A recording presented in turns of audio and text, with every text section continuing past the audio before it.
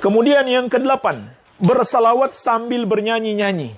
Ini termasuk bid'ah mengada-ada dalam agama, tidak ada contoh dari Rasulullah SAW, tidak pula dari para sahabat radhiyallahu taala anhum ajma'in.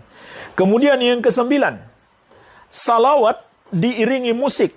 Ini lebih parah lagi. Menyanyi diiringi musik lagi, bahkan tidak jarang sambil berjoget-joget. Na'udzubillah. Ini bisa jadi jemaah sekalian termasuk penghinaan kepada syariat Islam, kepada ibadah salawat, kepada Nabi SAW. Kenapa? Karena musik itu sendiri adalah maksiat. Bagaimana mungkin seseorang beribadah kepada Allah sambil berbuat maksiat? Musik itu maksiat berdasarkan kesepakatan ulama 4 madhab, berdasarkan hadis-hadis yang sahih. Di antaranya Rasulullah SAW menegaskan, la yakunanna aqwamun min ummati yastahilluna al-hira wal harira wal khamra wal ma'azif. Akan ada nanti segolongan dari umatku yang menghalalkan zina, sutra bagi laki-laki, khamar dan alat-alat musik. Alat-alat musik hukumnya haram. Tegas Nabi SAW mengatakan, bagaimana mungkin digunakan ketika bersalawat kepada Nabi SAW. Ini secara tidak langsung adalah penghinaan.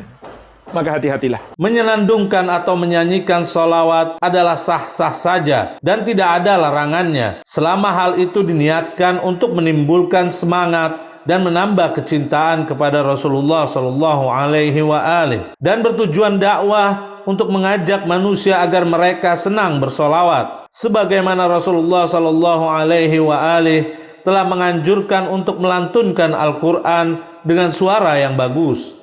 Dalam kitab Sahih Al-Bukhari yang diterbitkan oleh Dar Ibn Katsir, cetakan pertama tahun 2002 Masehi, halaman 1864, dari Abu Hurairah bahwa ia mendengar Nabi SAW bersabda, Allah tidak pernah mengizinkan sesuatu sebagaimana izinnya terhadap nabinya untuk memperindah suara Al-Quran dan mengeraskannya. Jika Nabi SAW telah memerintahkan untuk memperindah bacaan Al-Quran, maka tidak ada cara lain kecuali dengan melantunkannya, juga mengeraskan suara ketika membacanya, sebagaimana yang sering dilakukan dalam acara musabaqah tilawah Al-Quran. Dalam kitab Musnad Imam Ahmad bin Hambal, jilid 30 yang diterbitkan oleh Muassasah Ar-Risalah, cetakan pertama tahun 1999 Masehi, halaman 451, dari Al-Bara bin Azib, ia berkata, Rasulullah SAW bersabda, hiasilah Al-Quran dengan suara-suara kalian.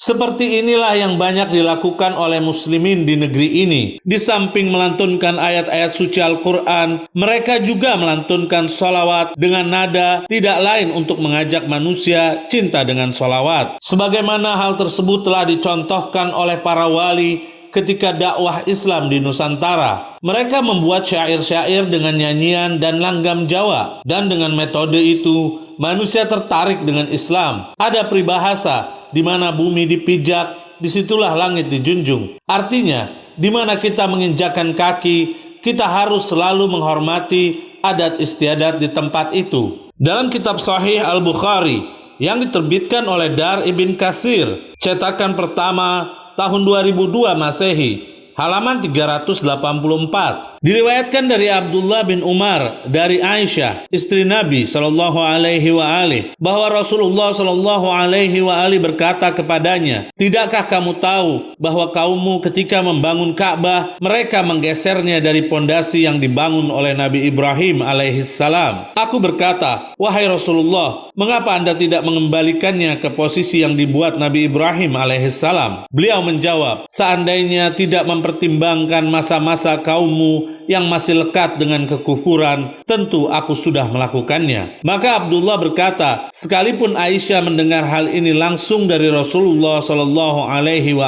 namun aku tidak pernah melihat Rasulullah SAW meninggalkan istilam terhadap dua rukun yang menghadap Hajar Aswad ini. Selain memang Baitullah ini tidak disempurnakan pembangunannya di atas pondasi yang dibangun oleh Nabi Ibrahim alaihissalam.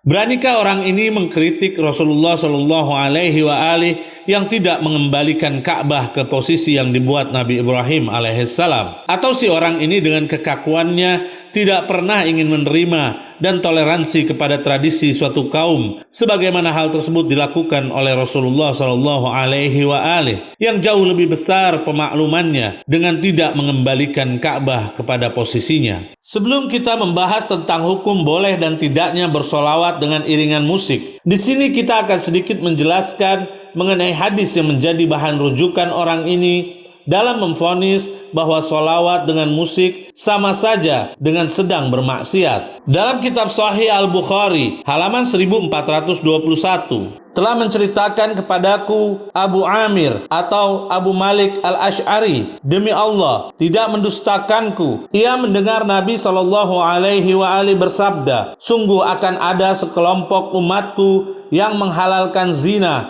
sutra, khamar, dan alat-alat musik. Di dalam kitab Fathul Bari, Syarah Sahih Al-Bukhari, karya Ibn Hajar Al-Asqalani, salah satu ulama ahlu sunnah, jilid 10 yang diterbitkan oleh Al-Maktabah As-Salafiyah, halaman 52, Ibn Hajar Al-Asqalani memberikan keterangan atas hadis tersebut. Ia berkata, hadis ini dari satu sisi bahwa Al-Bukhari telah meriwayatkannya. Dia berkata, Hisham bin Ammar, dan keganjilan dengan sanadnya, maka Ibn Hazm meyakini bahwa hadis tersebut terputus. Seharusnya orang ini sebelum jerit-jerit membawakan hadis, sepantasnya melihat sanad hadis tersebut, apakah kesahihannya disepakati oleh ulama atau tidak. Terbukti Ibn Hazm telah menilai hadis itu terputus sanadnya. Dalam kitab As-Sirah Al-Halabiyah, karya Al-Halabi, salah satu ulama ahlus sunnah, jilid kedua, halaman 247, para tokoh mulia dan pembesar, begitu juga wanita tua, menyambut beliau Shallallahu Alaihi Wasallam ketika masuk ke kota Madinah dengan rebana, seraya melantunkan, wahai bulan purnama yang telah terbit kepada kita, berasal dari lembah Wada, dan wajib bagi kita mengungkapkan rasa syukur, di mana seruan adalah kepada Allah. Jelas, para sahabat juga menggunakan alat musik rebana dan bernyanyi ketika menyambut Nabi Shallallahu Alaihi Wasallam waktu sampai di kota Madinah. Dalam kitab Subulul Huda war Rasyad, karya Asy-Syami, salah satu ulama ahlus sunnah, jilid 4 yang diterbitkan di Kairo tahun 1997, halaman 98. Rasulullah Shallallahu Alaihi Wasallam masuk kota Madinah sepulangnya beliau dari perang Badar pada hari Rabu tanggal 22 Ramadan, dan beliau disambut dengan rebana, kami tegaskan dengan rebana, dan dilantunkan Tola al-Badru dan seterusnya. Riwayat di atas pun menegaskan bahwa Rasulullah Shallallahu Alaihi Wasallam ketika sampai di kota Madinah disambutnya dengan tabuhan rebana, dan orang-orang Ansor pun menyambut dengan riang gembira. Dalam kitab Wafa'ul Wafa, karya As-Samhudi, salah satu ulama ahlus sunnah, jilid pertama yang diterbitkan oleh Darul Kutub Al-Ilmiyah, halaman 262, di dalam menghormati Al-Mustafa Sallallahu Alaihi Wasallam ketika unta yang diberkahi duduk di depan pintu rumah Abu Ayyub Al-Ansari, para tetangganya dari kalangan Bani Najjar keluar sambil menabuh rebana dan melantunkan, kamilah tetangga dari Bani Najjar, aduhai betapa inginnya kami bertetangga dengan Muhammad Sallallahu Alaihi Wasallam. Dari riwayat di atas kita mengetahui bukan hanya dalam penyambutan Rasulullah Shallallahu Alaihi Wasallam saja para sahabat Ansor menabuh rebana, tetapi juga di saat unta beliau Shallallahu Alaihi Wasallam dibiarkan berjalan sendiri untuk memilih di mana masjid Rasulullah Shallallahu Alaihi Wasallam akan didirikan, yaitu di rumah Abu Ayyub Al-Ansari. Di dalam kitab Tartib Al-Madarik wa Takrib Al-Masalik, karya Ghadi Iyad, salah satu ulama ahlus sunnah, jilid 2, cetakan kedua tahun 1983, halaman 140. Ghadi Iyad menyampaikan, Muhammad bin Fadl Al-Makki berkata, Imam Malik menjumpai seorang wanita yang sedang menyanyi dengan syair berikut. Kau saudariku dan kau istri tetanggaku, dan hak atasku menjaga tetangga, aku milik tetangga, kau tak hilang dariku, jagalah bagi yang tak hadir dalam rahasia, aku tak peduli, adakah tirai yang menjulur di pintu, ataukah masih tanpa penutup. Kata Malik, kalau nyanyian ini dibawakan di sekitar Ka'bah, tentu boleh. Kami tegaskan, kalau nyanyian ini dibawakan di sekitar Ka'bah, tentu boleh.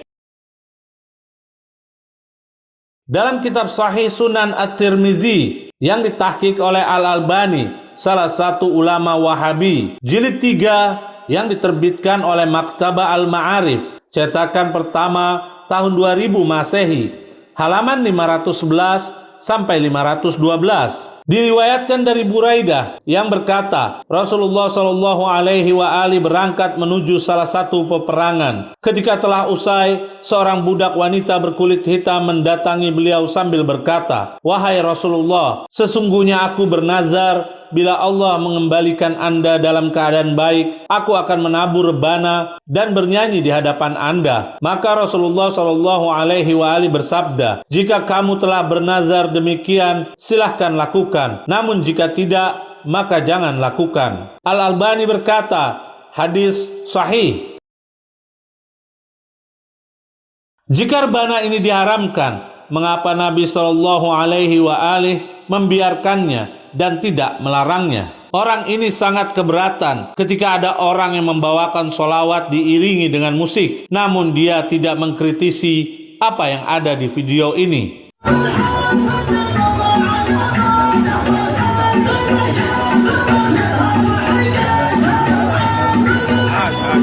Bahkan rombongan orang ini meresmikan konser musik.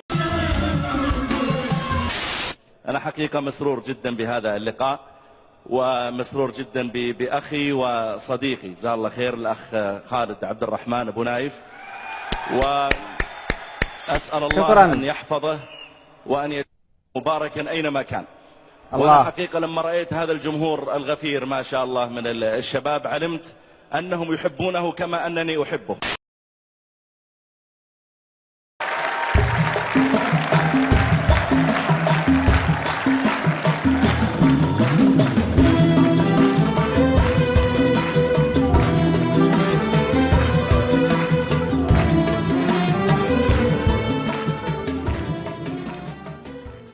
Seharusnya dia mengkritisi hal yang memang sudah nyata keharamannya. Adapun melantunkan sholawat dengan iringan musik, hal itu telah ada di zaman awal Islam, sebagaimana fakta sejarah yang telah kami bawakan. Dengan demikian, jelas bahwa bersolawat dengan iringan musik, sebagaimana yang dilakukan oleh kaum muslimin dan kelompok sufi, bukanlah menghina Nabi Shallallahu Alaihi Wasallam atau menghina syariat Islam, karena hal itu justru menambah kecintaan dan kerinduan kepada beliau Shallallahu Alaihi Wasallam.